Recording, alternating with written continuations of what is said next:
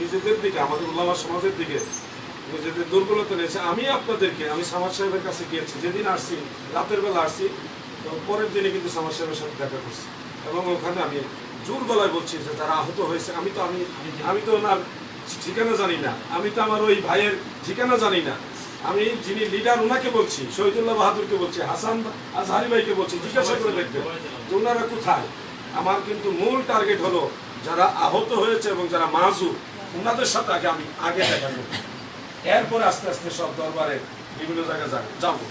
এরপরও ভাইজান, আমি একজন মানুষ, আমি আপনাদের ভাই, আমার চলার পথে কোনো কোনো কাজে হয়তো ত্রুটি প্রকাশ হতে পারে, এটা আপনারা আমার আকীদার ভাই, ইমানি ভাই হিসেবে এটা ক্ষমা সুন্দর দৃষ্টিতে দেখবেন, পরামর্শ দেবেন। আর নির্দিষ্ট সংগঠনের নাম যদি আমি নেইনি, এটা সত্য কথা, আমি কোনো সংগঠনের নামই নেই, তবে আজকে নাম নিয়েছি আল্লামা কাজী মঈনুদ্দিন আশরাফি সাহেব হাফিজাহুল্লাহ, ওনার সামনে উপস্থিত থেকে আহলে সুন্নাত ওয়াল জামাত বাংলাদেশের সংগঠনের নামটা আমি নিয়েছি, আজকে নিয়েছি। এছাড়া কোনো সংগঠনের নাম নেই, কেউ আমাকে বলেও নি যে আমার নামটা বলবে। আমি স্বীকার করতেছি, আপনারা লাইভ দেন, রেকর্ড করে, আমি স্বীকার করতেছি সমস্ত সুন্নি পীর মাশায়েখ উলামা ফুকাহা ফুজালা, সমস্ত সুন্নি তরিকতপন্থী যারা রাজপথে নেমেছে তাদের অবদান আমি স্বীকার করি, আমি কৃতজ্ঞতা স্বীকার করি। সেই ধারাবাহিকতায় ইসলামী ছাত্র সেনা, ইসলামী যুব সেনা, ইসলামী ফ্রন্ট, তাদের অবদান রয়েছে, সবার অবদান আমি স্বীকার করি। আমি যদি এটা স্বীকার না করি, আকাশের নিচে জমিনের উপর আমার মতো নিমখার আমার কেউ হয়েছে। আপনারা আবু আজম ভাই আমাকে আজকে হয়তো বলতেছেন যে আমাদের সংগঠনের নাম বলবেন, আমি আলাউদ্দিন জিহাদি বক্তা হিসেবে আমাদের লিঙ্কন ভাইকে জিজ্ঞাসা করবেন, নিয়াজ মোহাম্মদ লিঙ্কন, চারগাছ। আমি সাংগঠনিক দৃষ্টিতে আপনাদের হয়তো সংগঠনের নাম আছে কিনা আমি জানি না, অনেক সংগঠনের নাম আছে, এগুলির সাথে অনেকটা এগুলি হলো সুন্নিয়তের বৃহৎ সাথে অনেকের নাম দেয়, বা আমিও সবার সাথে সম্পৃক্ত থাকার চেষ্টা করি, কিন্তু মূলত আমি বিশ্ব জাকির মন্দির আটরশি দরবার শরীফের খাদেম। আমার আকীদা হলো সুন্নি আকীদা। আমার ইমাম আজম নুমান ইবনে সাবিত মাযহাবের ইমাম, আকীদার ইমাম আবুল হাসান আশআরী, আমাদের তরিকতের 4 জন ইমাম আছে প্রধান, সবাইকে আমি মানি। এখন আমাদের দরবারও পলিটিক্যাল সংগঠন আছে, নন পলিটিক্যাল সংগঠন আছে। আমি পলিটিক্যাল সংগঠনের সাথে এক সময় ছিলাম, এখন নেই। আমি নন পলিটিক্যাল কর্মী গ্রুপের সাথে সরাসরিভাবে জড়িত, দরবার শরীফের সাথে।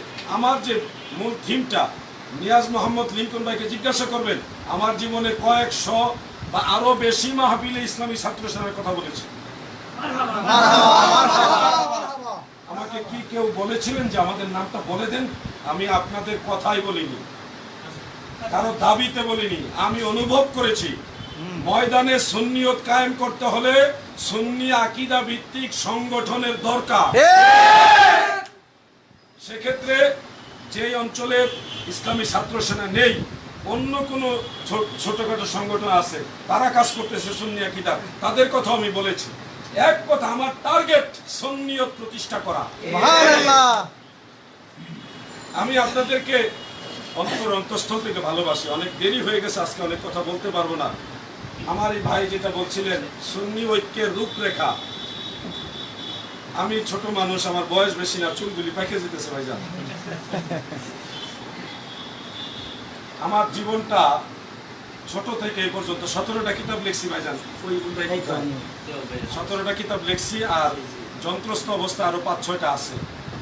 তাফসীর একটা নামকরণ আমি প্রাথমিক করেছি, হয়তো এটা থাকবে নাকি থাকবে না এটা পরবর্তীতে দেখবো, কিন্তু 30 পারা কোরআনের তাফসীরের কাজ চলতেছে। আমি আমার কলমও চালাচ্ছি, কণ্ঠও চালাচ্ছি। আমি ওয়াদা করেছি শেষ নিঃশ্বাস পর্যন্ত নবীর পক্ষে কথা বলবো। সকল বিতর্কের ঊর্ধ্বে থেকে আমি চাচ্ছি সুন্নিয়তের কাজ করতে। আমার জন্য সবাই যারা সুন্নি, সবাই আমার, আমি সবার। আমি যদি একটা সাইট নিয়ে নিই, তখন ওই সাইটের লোকগুলি আর এই খেদমতটা পাবে না। এই জন্য আমি সবাইকে আহলে সুন্নাত ওয়াল জামাতে সবার সাথে মিশে সুন্নিয়তের খেদমতটা দেওয়ার চেষ্টা করতেছি। এরপরে যদি আপনারা মনে করেন যে না, আপনি আমাদের সাথে এককভাবে খেদমত করেন, এবং সেটা যদি আপনারা মনে করেন সুন্নিয়তের বৃহৎ স্বার্থ আদায় হবে, তাহলে আপনাদের এই মতামতটা আমি বিবেচনা করব। কিন্তু আমার কাছে মনে হচ্ছে সুন্নিয়ত প্রতিষ্ঠার স্বার্থে আমার সবার কাছে যাওয়া দরকার। সুন্নি ঐক্যের জন্য আমি কি করছি না করছি, পুলিশ যেমন একটা বিষয় তদন্ত করলে ফাইনাল রিপোর্ট আগ পর্যন্ত তদন্তের স্বার্থে অনেক কিছু প্রকাশ করে না, আমিও সেগুলি প্রকাশ করব না। আমি যে কি করছি, আমার সাথে ফরিদি ভাই, মুফতি মাসুদ ভাই, এই লোকগুলি আমাদের আত্মসীমার লোক, সত্যি এই লোকগুলি নিয়ে আমি কত জায়গায় গিয়েছি, কত মানুষের কাছে দ্বারস্থ হয়েছি, কত আলেমের কাছে গিয়েছি, কত পীর সাহেবের কাছে গিয়েছি, যাচ্ছি।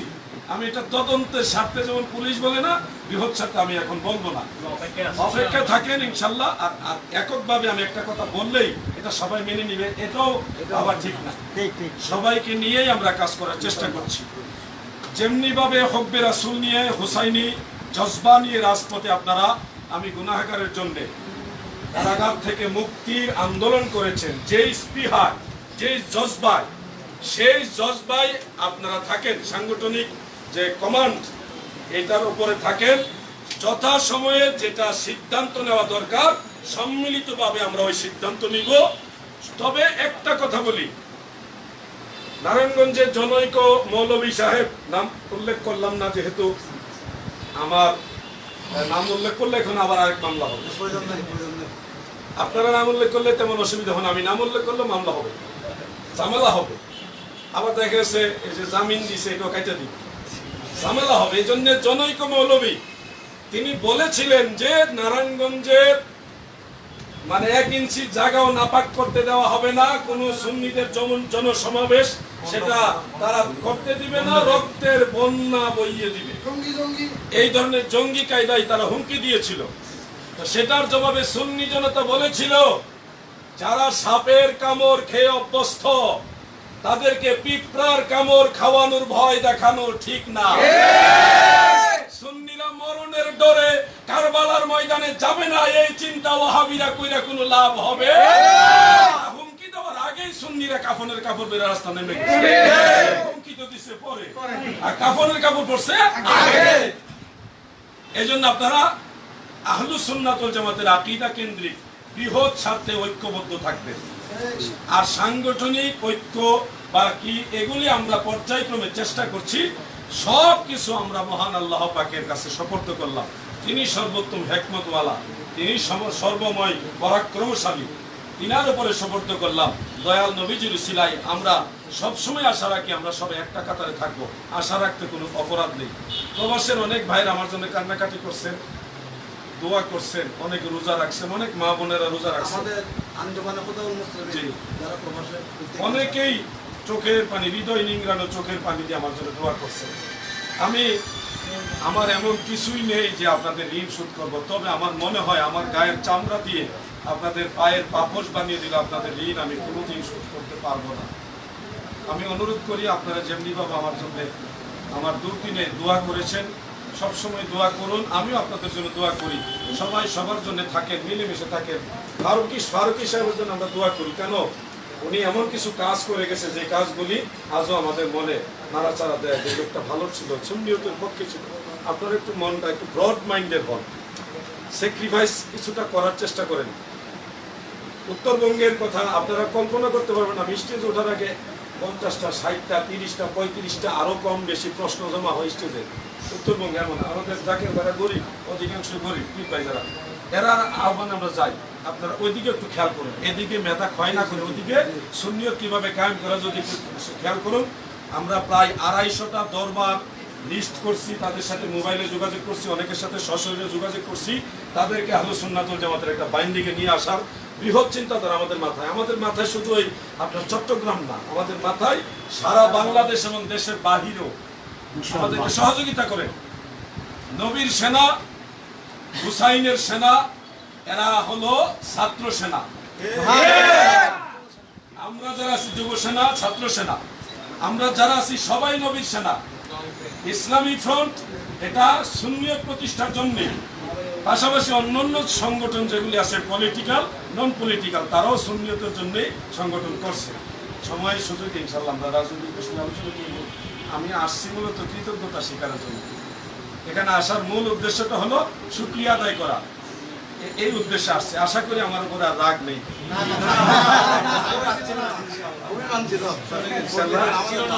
আমি আল্লাহর কসম করে বলছি, আবু আজম ভাইয়ের নাম চট্টগ্রামে আসার পরে আমি কমপক্ষে 100 বার বলছি, কমপক্ষে 100 বার বলছি আমার এই আবু আজম। আমি ফেসবুকে যাতে আমাদের কর্মীরা উপকার না লাগে আমি যাই হোক, আসেন আমরা আহত যারা আছি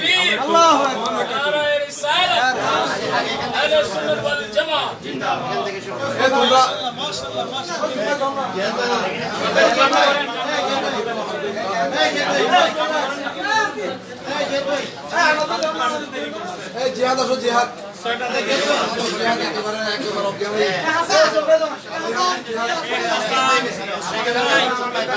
চেয়ারগুলো তুলে দেন তো, একটার উপর একটা দেন।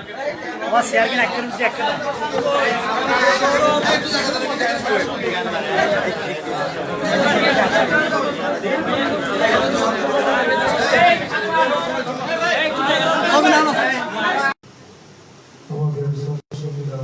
সবাই প্রায় অসুস্থ হয়ে গেছে। জেলখানা থেকে বের হয়ে আজও পর্যন্ত বাড়িতে যাই নাই, কারণ আমার ওয়াদা ছিল আমি আপনাদের সাথে দেখা করব।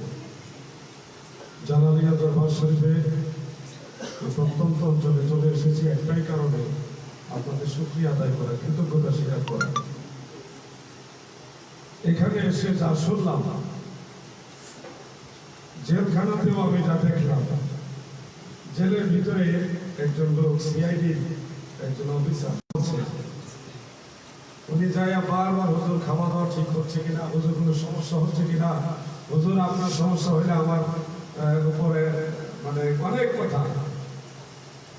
জেলখানার ভিতরে আমার এই ভাইগুলি যেইভাবে খোঁজ খবর আমাকে আমার দিচ্ছেন, আজকে শুনলাম যে আমার ভাইজান আমি না আসা পর্যন্ত কিছু খাননি, আরেকজন বলতেছে না আসলে বুক পাইতে বলা যাবে, এই যে একটা আন্তরিকতা। আমি আজকে বলতে বাধ্য হচ্ছি, আপনারা 8 ভাই না, আজ থেকে 9 ভাই।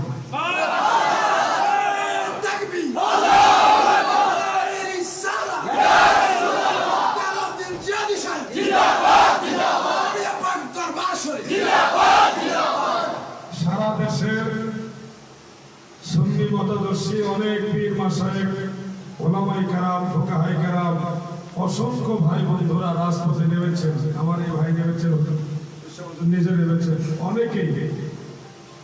এই বিষয়টা শুকরিয়া আদায় করার মতো যোগ্যতা আমার নেই, তারপরেও আমি আপনাদের সবার প্রতি আন্তরিক কৃতজ্ঞতা স্বীকার করছি। যেমনি ভাবে আমি আপনাদের ভাই, ইমানি ভাই, আকীদার ভাই, সুন্নি ভাই, এই হিসাবে জেলখানা থেকে বের করে আনার জন্য পাগল পারা হয়ে রাজপথে নেমে গেছে, তেমনি ভাবে সুন্নিয়ত রক্ষার জন্য অদূর ভবিষ্যতে যদি আবার প্রয়োজন হয় আমরা আবার রাজপথে। জালালিয়া দরবার শরীফ এটা সুন্নিয়তের ঘাঁটি, এখানে ওয়াহাবীদের জায়গা না, এটা সবাই জানে। শরীরটা ভালো না, অসুস্থ, আমি আসবো ইনশাআল্লাহ। এখন তো ভাই হইলাম, দাওয়াত লাগবে না, এমনি আসবো। শুধু আপনাদের সবার কাছে শুকরিয়া জানাচ্ছি, আমার প্রতি মনক্ষুণ্ণ হবেন না। আমি আসলে এত দূর আমি জানতাম না, জানলে আরো একটু দেরিতে মানে সময়টা দিতাম। এই জন্য দুঃখ প্রকাশ করছি যে যথাসময়ে আসতে পারিনি। যারা এই রাত্রেবেলাও আপনারা এসে উপস্থিত হয়েছেন, আপনাদের সবার প্রতি কৃতজ্ঞতা স্বীকার করছি। নারায়ণগঞ্জের তামিমুল্লাহ ভাইকে, সকল সুন্নি ভাইদেরকে বাতিলরা ভয় দেখিয়েছিল যে রক্তের বন্যা বইয়ে দিবে। আমরা মুফতি মাসুদ সাহেবের সুরের সাথে সুর মিলিয়ে বলতে চাই, সুন্নিদেরকে মৃত্যুর ভয় দেখায় লাভ নাই। যারা সাপের কামড় খেয়ে অভ্যস্ত, তাদেরকে পিঁপড়ার কামড়ের ভয় দেখায় আর লাভ।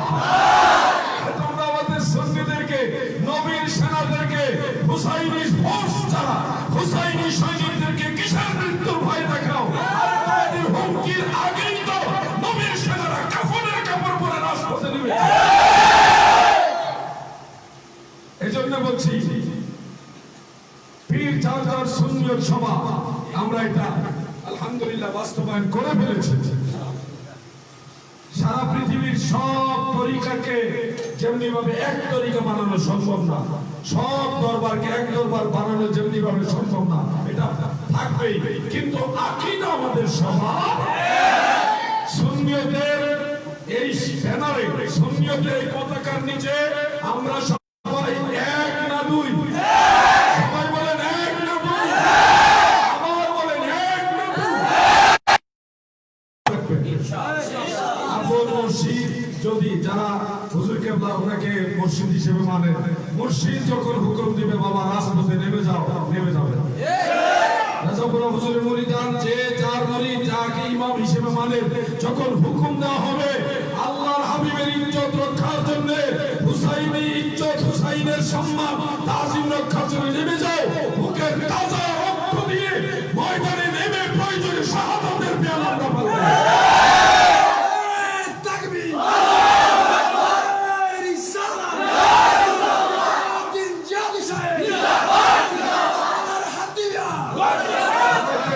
জেলখানায় দিছো, জেলখানায় দিয়ে লস হয়েছে তোমার। এই লস অনেক বড় লস হয়ে গেছে। জেলের ভিতরে সুন্নি বানাই সুযোগ জেলখানায় দাও। আমি তো আগে বলেছি 7,000 ধন দাও, আমি তাও ছেড়ে দেব। আকাশ চুম্বি স্বর্ণের পাহাড় দিলে আমি তাও ছেড়ে দেব। সারা পৃথিবীর সমস্ত কামান যদি আমার দিকে ফিরিয়ে হুমকি দেওয়া হয়,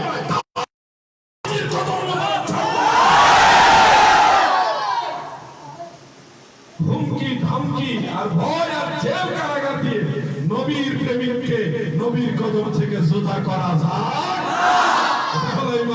সুন্নিয়ত ঐক্যবদ্ধ হয়েছে, ঐক্যবদ্ধ থাকবে। কোন ধরনের মতানৈক্যে আমরা যাব না। আকীদা যার সুন্নি সে আমার ভাই। আমলের ব্যাপারে কোন জায়গায় দরবার কেন্দ্রে কিছু কিছু ইখতিলাফ আছে, এটা থাকবেই। কিন্তু আকীদা যার সুন্নি সে আমার বাস। এটার উপরে থাকবেন। আলবিদা। আসসালামু আলাইকুম ওয়া রাহমাতুল্লাহ।